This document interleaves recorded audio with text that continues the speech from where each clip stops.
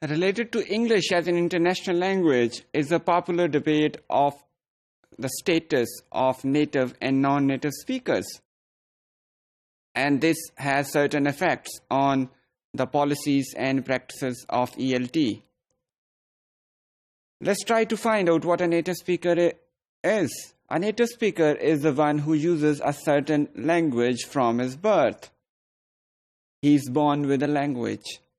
He does not acquire this language or learn this language in adulthood or in childhood. Rather, he uses that language from his birth or learns it at his home. A non-native is the one who has another native language or mother language than the one which is being used or is in question.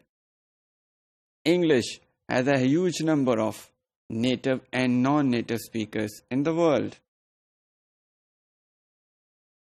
And as English has grown in status as a language of international communication or lingua franca, it has multiplied its users in the world.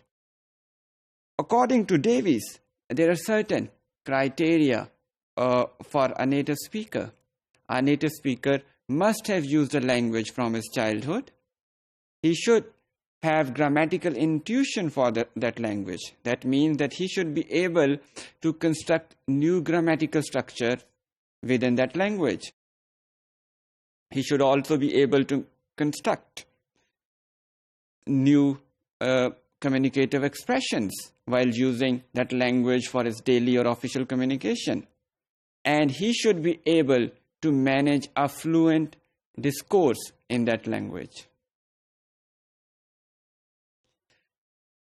Native and non-native debate usually concentrate on linguistic aspects so far, and it has failed to focus much on the ideological or political aspects of this debate, which according to many recent studies are at the core of this debate. We can see that it is the politics of English as an imperial language which is underlying this debate. And it's not the linguistic differences between English as an international language or the standard varieties of English. Rather, it is the imperialistic notions of English which many people and the practitioners of ELT around the world question. In many cases, we can see that categorization of native and non-native usually focuses on race and color instead of even linguistic divide. People belonging to a certain area are considered, or belonging to a certain race are considered to be the native speakers of a certain language. In relation to English, we can see that there is a popular division of centered and periphery. Center belongs to the native speakers who, as I mentioned it in the previous module, who are the norm providers according to this traditional thought. And periphery belongs to the people who use English as EFL or ESL users. And this divide is not mere the divide of users. Rather, it has stronger implications on the profession of ELT. We can see that in the profession of ELT, there is a strong discrimination which non-native English-speaking teachers have to confront in their endeavors to get a job. Because most of Western and Eastern ELT institutions, they prefer native speakers as language instructors or teachers at their job places. And this is largely because of that native speakerism ideology which has penetrated into the mindsets of ELT industry for decades now. In this regard, we can also see that English as a lingua franca or international language is providing an alternative narrative or perspective where the followers of ELF could see that there is no difference between native and non-native speakers or users of English language. and the natives would no longer enjoy undue privilege in ELT industry. This is what most of ELF supporters believe. As far as we talk about research on ELF, we could see that we have both native and non-native researchers who are working in this area, and they're providing different point of views. We can see that some of them are persisting with the divide of English as a lingua franca and or English as an international language and the standard varieties of English.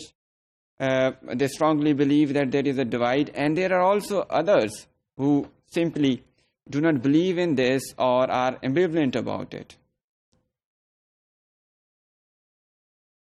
Most of it, if we look in a nutshell, we could see that most of the researcher would teach tolerance for diversity. They would see that different varieties of English spoken around the world must be given respect and must be appreciated, instead of insisting on the people and the practitioners of ELT to follow native varieties religiously. And this would probably provide the users of English a kind of scope to develop their own language, instead of using a language which has been enforced from above. So they could feel as the rightful users and the owners of English language. At the same time, some people believe that that the views about English as a lingua franca or international language are actually persisting the dominance of center, because such views are accentuating the difference between center and periphery users of English, and therefore the world mindset is not being allowed to forget the difference. So insistence on English as an international language and its different status is actually accentuating the superiority of or the dominance of the standard varieties of English. We could also see that the discrimination between native and non-native users of English, especially the teachers, is also because of competition. Non-native speakers of English and the teachers, they have to compete with less qualified native speaker teachers in ELT industry. And this is also because of the traditional mindset of the superiority of native speakers, which has been constructed throughout the history with a deliberate agenda.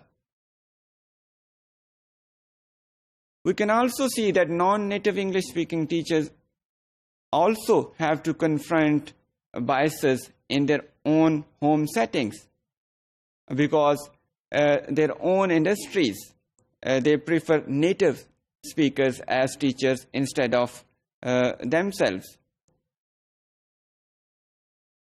And we could see that it has been propagated in various sections of the literature in ELT that non-native English-speaking teachers are less critical, less friendly, and they show less autonomy and individuality in their learning and teaching.